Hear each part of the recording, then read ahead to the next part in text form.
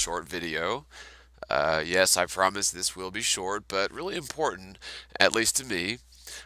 In the past year of first debunking, then researching, then jumping the fence to the bizarre conclusion that the heliocentric model absolutely doesn't work in terms of physical experiments, repeatable observations, or any sort of tangible evidence you can possibly imagine, all of that contradicts the heliocentric model, which is the one where we live, stuck to the side of a spinning sphere, thanks to the theory of gravity and the theory of the Big Bang, just to name a few.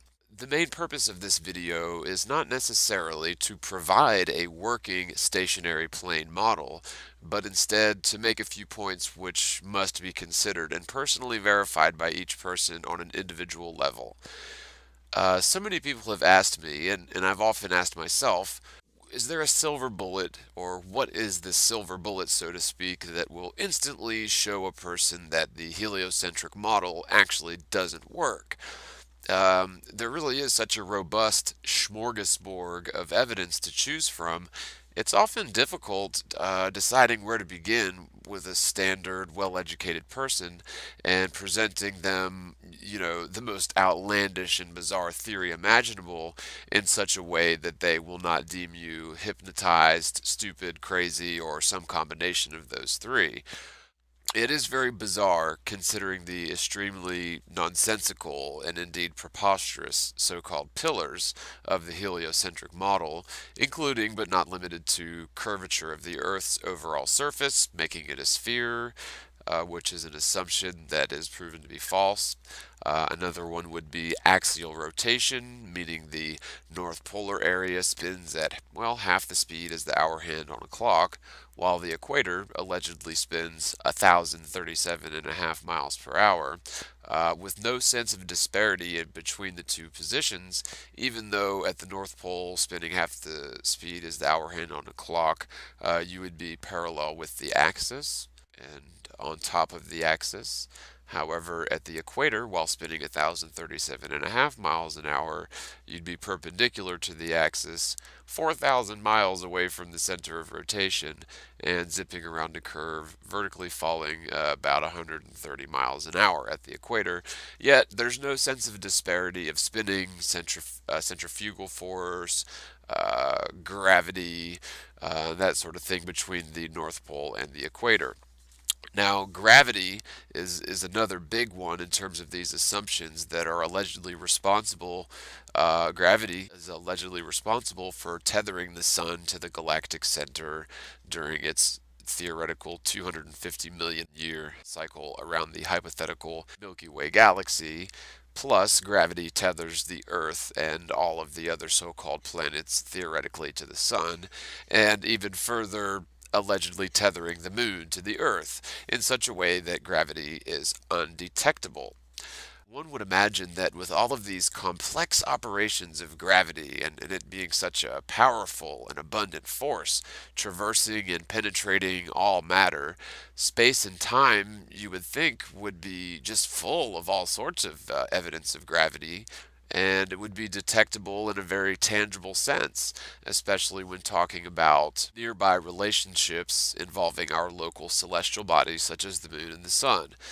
Now, this is of course not the case, and only within the last few weeks or months, maybe, gravity waves have been conveniently, allegedly discovered by none other than LIGO, a group of scientists, and LIGO is some sort of interferometer device. It's the, quote, most precise measuring device ever built.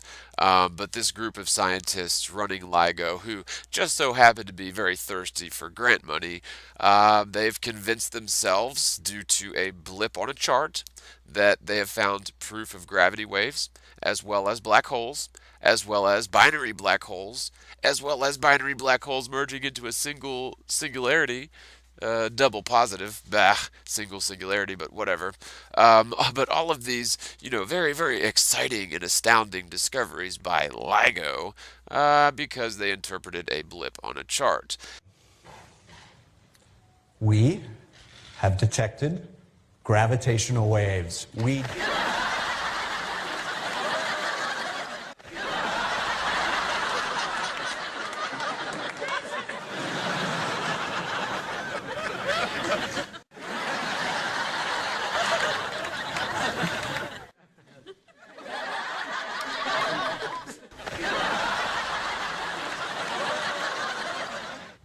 They were detected by LIGO, the Laser Interferometer Gravitational Wave Observatory. LIGO is the most precise measuring device ever built. Let me start with what we saw. So on September 14th, 2015, Anna recorded a signal, and the signal had a very specific characteristic.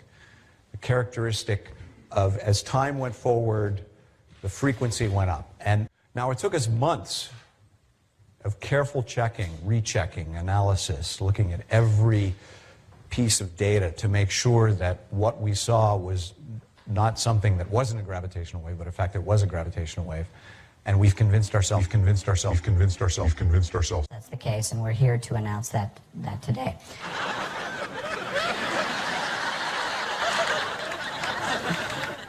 By the way, this is not a Hollywood production that I'm going to show you. It is actually a real computer simulation, a real computer simulation, a real computer simulation, a real computer simulation, a real computer simulation, a real computer simulation. Talk about the gravitational waves. You didn't see any gravitational waves there. What you saw was actually the black holes. Now let me look at this from the gravitational wave perspective. So you're going to see again a computer simulation. This is a real simulation. So you're going to see again a computer simulation. This is a real simulation. A computer simulation. This is a real simulation. A computer simulation. This is a real simulation. A computer simulation. This is a real simulation.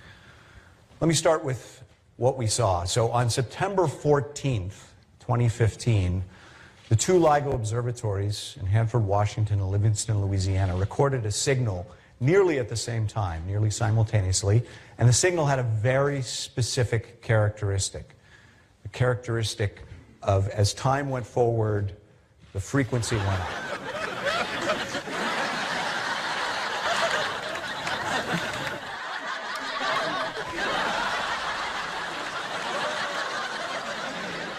And they made a very convincing CGI rendering of what the gullible scientists at LIGO concocted to lend credence to their very ambitious and flimsy evidence of so-called gravity waves no less than 1.3 billion years ago, ergo 1.3 billion light years away, and yet we can't detect any sort of gravity waves emanating from the galactic center, or the sun, or the moon. Yeah.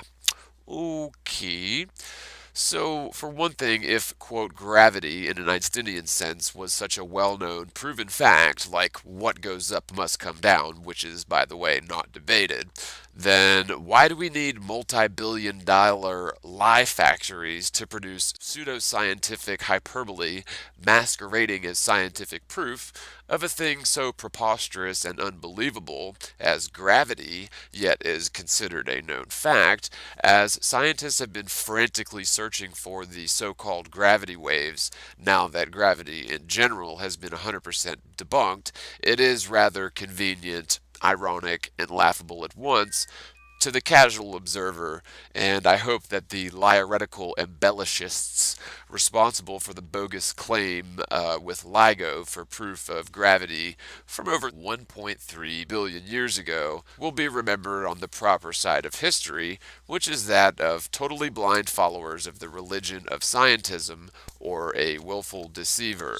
Or possibly just a compartmentalized spokesperson who reads from a cue card, fully believing the utter nonsense being purported, or just maybe not even understanding it at all and just reading the cue card. But so this very elusive and inherently contradictory gravity, which has never been proven or observed, but only assumed to be the cause for must go down. However, gravity as an Einsteinian warping of theoretical space-time is debunked by so many factors it's almost impossible to mention them all. For one, the Earth is obviously a stationary plane, lacking all curvature and axial rotation, but even humoring the heliocentric model, things like gravity really don't explain the relationships between far-distant celestial bodies, connected by nothing more than the vacuum of space, and the undetectable, unfalsifiable theory of gravity. This leads to the further bizarre hypotheses of dark matter to explain away the impossibility of a heliocentric gravitic universe, and specifically certain galaxies, and the theoretical physicists are emotionally, mentally, and financially incapable of humoring what happens to be the truth as a hypothesis worthy of scientific study and testing. When the truth becomes incompatible with your belief system, then you will never consider the truth as an option and will always deem it as a nonsensical joke, exactly as we're all trained to do since we were children. People often ask me, what is your goal? What do you plan to do with this flat earth truth? It seems like all you want to do is talk about it, argue the points, and make videos about it. A lot of people find my work helpful and sensible, and others find my work garbage and a waste of time. Now, I would never be so naive to think that my approach to this topic would be loved by all, but at least I can try to do my best to spread this truth. Now, I see this ultimate truth as such an important topic to share with people because awareness of any issue is key. I've found, unfortunately so, that there is no sort of silver bullet that will instantly wake someone up to this topic. People are, for the most part, hardwired to reject this topic no matter what. And so the best that we can do is present evidence in a logical fashion and testimony in terms of how we as globers became globe earth skeptics and ultimately flat earth proponents, and how we came to the conclusions not by some illusion or hypnotism or leap of faith, but instead as an honest result of following the scientific method, which involves humoring theories to test their validity. And this is the very fundamental purpose of the scientific method to begin with. On the other hand, the end of that process, the end of the scientific method, is that we must ultimately cast aside theorem which do not adhere to observable reality. So if a theory is falsified by even a single experiment or observation, or especially multiple experiments and observations, then that theorem, there's no further reason to humor that theorem as possible because it has been falsified. Now, with that being said, and approaching the major topic of this video, the Flat Earth movement, so it's called in its current modern sense, is very much in its infancy, although there's a ton of really great information out there and so much verifiable evidence to reject the heliocentric model and ultimately see the truth for what it is. On the other hand, there's an equal amount, if not a greater extent, of poor information or even misinformation, which means we must all be wary of repeating things we've heard because we like the way it jives with our understanding.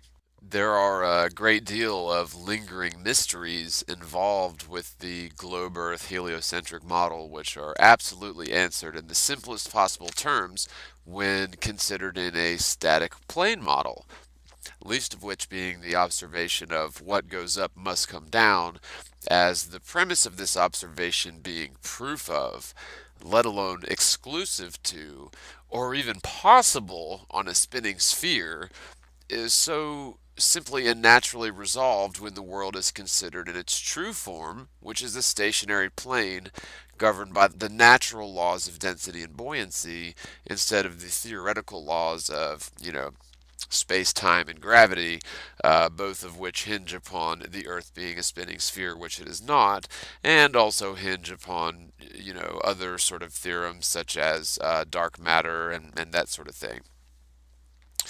The point is, over the last year, especially in my personal experience, so many so-called proofs of a spinning sphere Earth have been completely debunked. And all of the traits of the world being exclusive to a spinning sphere are indeed possible on a stationary plane. So, in other words, these pillars of the spinning globe proof, like the Coriolis effect, or, what goes up must come down, for example, all of these so-called globe Earth proofs are totally doable on a stationary plane, circumnavigation being another one.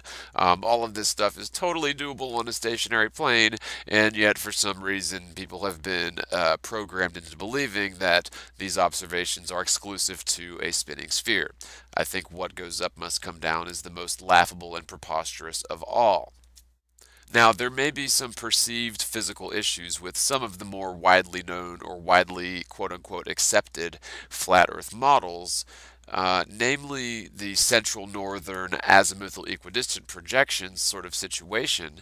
However, I will mention that is not a model, it's a projection based on latitude and longitude lines, which have been sort of assumed since the 1500s, based on calculations in the north and assumptions in the south. Not to mention many going so far as to purport a dome in the sky as if it were a proven fact. So I think it's important to keep this conversation with our feet on the ground, both when discussing the heliocentric model as well as the flat Earth model, and let's at least attempt to keep, physical proofs or so-called proofs based on physical repeatable experiments, and leave the theorizing to the, philosophers. And there's no problem with philosophizing, but I think it's important to delineate between science and philosophy, which theoretical astrophysics is sort of a blending of the two. It's a blending of science and it's a blending of philosophy, which really does give scientists a bent or a bias in their conclusions and research. Now, I think it's important to consider all options, even including a dome in the sky. However, an astronomical plane is just as likely as a physical dome situation, and I think that there's good evidence to support that any dome-like tendency of our environment at its highest point above the ground probably involves something along the lines of an electromagnetic field or possibly a toroidal EM vortex, and with the magnetic vortex in the central north lending credence to things like the North Pole star, and even Tesla's likening of the world to a giant capacitor plate where the ionosphere is the other plate to make the connection. The point is, although the flat Earth proponents might not have a 100% working model, I think I might point out that the heliocentric model has been irreparably obliterated in terms of a working model. In many shapes and forms, physical experiments, hypothetical experiments, and simple observations which contradict, falsify, and ultimately disprove the heliocentric hypothesis. The likes of NASA and the sci-fi mainstream media programming have done a very excellent job to convince the world at large that our little speck of a world is just some insignificant piece of dust orbiting an insignificant little sun, just 1 in a billion just in the galaxy, which the galaxy is just 1 in a billion in the universe, making our entire world and all of human history just about as insignificant as, a grain of sand on the beach. The religion of science, or scientism as a paradigm, has made sure to tout their philosophical belief system as factual and slant any esteemed scientific body towards arriving at conclusions to support their belief system and to support their model, whilst ignoring and even ridiculing evidence, experiments, and conclusions which falsify or contradict their model. This is not just some unsubstantiated claim, and even to this day, scientists find the idea of the Earth being central, special, or even significant somehow, quote, frightening. And it's that sort of ideology which has permeated the upper echelons of scientism as a paradigm, or science as a belief system, for apparently many hundreds of years. And I should just remind the viewer that science is a process to discern the truth based on honest, repeatable experiments, to put it in its, most basic form. Now, I'm sorry to say that while we think of the Dark Ages as some ignorant time in the past, we are, for all intents and purposes, living in a more complex yet insidious form of ignorance, just like the Dark Ages, or maybe misunderstandings just like the Dark Ages, because we're given the illusion of truth and enlightenment and understanding of the universe, so to speak, when most of, quote, science is indeed a cult of belief systems which are very much based in theory, conjecture, and basically exclusion of certain proofs or certain observations that fly in the face of their belief system and model. And at the same time, they, promote and lend credence to and provide scientific bravado for anything that happens to fall in line with their theory or philosophy or their model.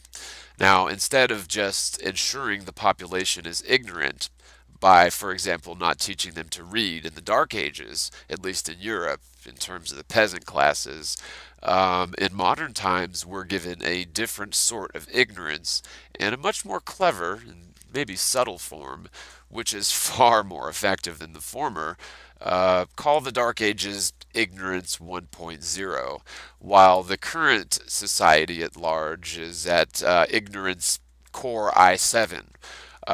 The ignorance that is tattooed onto or into our psyche at as young an age as possible is parroted by all authority figures in the matters of science or theoretical physics, and I have been guilty of this for the majority of my life, as I'm 35 and I've been only really looking at this whole thing skeptically for the last year. So isn't it sort of amazing that we're taught the heliocentric model at a very young age?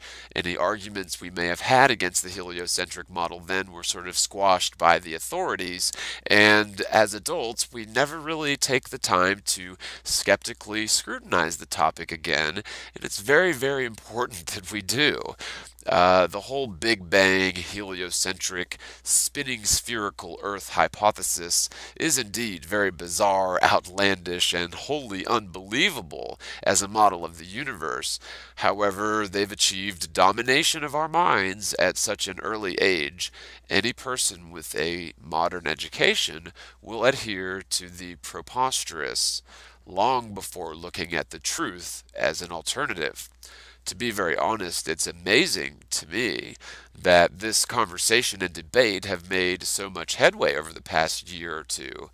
However, it's really no surprise given the freedom of information sharing on the internet. In several recent scenarios, globe Earth skeptics throughout history have been ridiculed and discredited, and eventually their names forgotten, and their research and their legacy buried by the scientifical pontificates who'd like to maintain the status quo of ignorance. Maybe one example would be Tesla, and another example would be Dr. Samuel Rowbotham, or the author of Zetetic. Now, I'm not claiming that Tesla was necessarily a flat earther, because he did speak of things like planets, although there are, if you really do research a lot of the things that he wrote about and a lot of the things that he said, it really comes into question whether or not Tesla may have at least hypothesized the Earth as a stationary plane. Again, that's just because of certain references that he's made. I would urge everyone to sort of research the many, many writings of Tesla. But thanks to the recent outpouring of knowledge, and by recent I mean within the last decade or two, towards entering the age of Aquarius, eerily enough, we find that all things are slowly being revealed. And the beast system, which has been amassing its armies and rallying its troops across the world for really several decades, is poised to strike the final blow on peaceful civilization as we know it. Now, the good thing is we, the honest, hardworking, average, normal people outnumber these sort of militant, global, lack of a better word, globalist groups 100,000 to 1.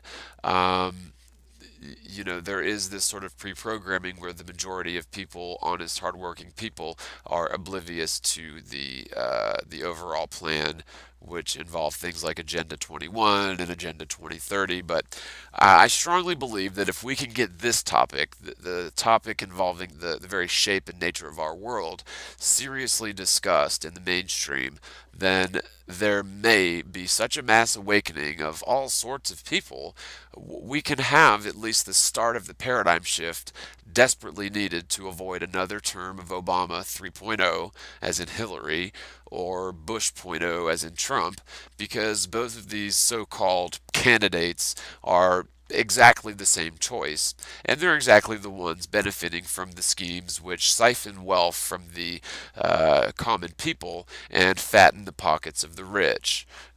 When people realize that the spherical Earth is a lie and NASA's a lie, the Republican slash Democrat dichotomy is a lie, and the Federal Reserve as a federal institution is also a lie, any political candidate who doesn't run against the rotten and festering financial political system which has ensured the Republic of America has become a nation in physical and moral and financial decline, and none of this is by accident but by exact design. The very people who control the stock markets, boom and bust the value of homes using slick deals and default swaps, run our political system much as they've done since 1913 when the Federal Reserve Act was created, and they are inherently responsible for things like the Great Depression, and they gained basically all of the country's wealth in that, and most recently, the 2008 bust of the housing market here in America, which essentially really didn't benefit anyone except for the banks that had default swaps on those companies and those investments. So it's time for these crooks, all of them, to go.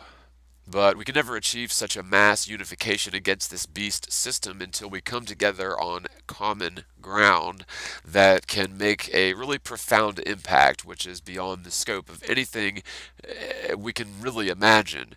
As crazy as this seems, the awakening has begun, and I see more and more people just sort of accepting the Earth as a plane as a self-evident fact.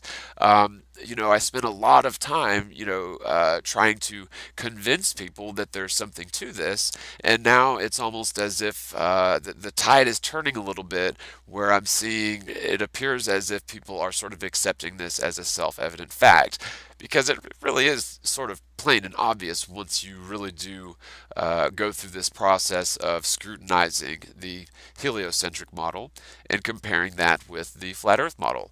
Now, this is very encouraging because we might be crossing a threshold of stages, which means this truth movement is poised to make major headway. Now, I implore all of the flat earthers out there to stand unified in our efforts, and at least stand unified on the fundamentals. Now, for example, I'm sure we can all agree that the world isn't a spinning sphere, and beyond that, the burden of proof is truly on the conventional accepted model and the proponents of the heliocentric model to rebut. I want to really quickly thank all of my subscribers and all of the other dedicated truthers out there. If you honestly haven't looked into the flat Earth, I implore you all to do so. Utilizing the scientific method to test a hypothesis will never harm you and can only lead you closer to the truth by the process of elimination, or possibly aligning with one model over the other. This topic is not a waste of time, and if you want a chance to actually beat the so-called globalists, this one card, this one key card, really is the last Jenga piece, or the key Jenga piece, to crumbling the rest of this sort of beast system, which is very much a facade, and which is very much theoretical physics, and ultimately the Big Bang Theory, evolution, the spinning sphere Earth, etc. These sorts of theories really all come crumbling down with some basic fundamental observation and a breaking of the programming that we've all been subjected to since we were toddlers and even before. So I find it unnecessary and irrelevant to produce a working flat Earth model, at least until the heliocentric team produces a working heliocentric model. Until they do this, we're sort of at a standstill, and only a cooperative series of real experiments will ever solve these fundamental questions, and I think it sort of goes without saying that any government agency, including NASA, or especially NASA, should be barred from any scientific inquiry, as they have shown throughout history to be completely untrustworthy and a poison to our collective understanding of our natural place in the universe, which appears to be a secondary feature of our massive, mysterious, wonderful stationary plane Earth. So, in other words, the universe as we know it is just a, mere feature of our magnificent world. So with that, God bless. And if you'd like to tithe and help out, my friend Majida runs a Christian youth group outreach camp in Pakistan. Check out sogs.com. It's SOGSS.com. It's shelterofgodssundayschool.com. It's very easy to navigate through, and even just a little bit helps. And of course, if you'd like to support this channel, you can do so via PayPal or via fan funding should you desire. Although it is not obligatory, it is much appreciated. And with that, God bless you all. Spread the word, spread the world, and peace out.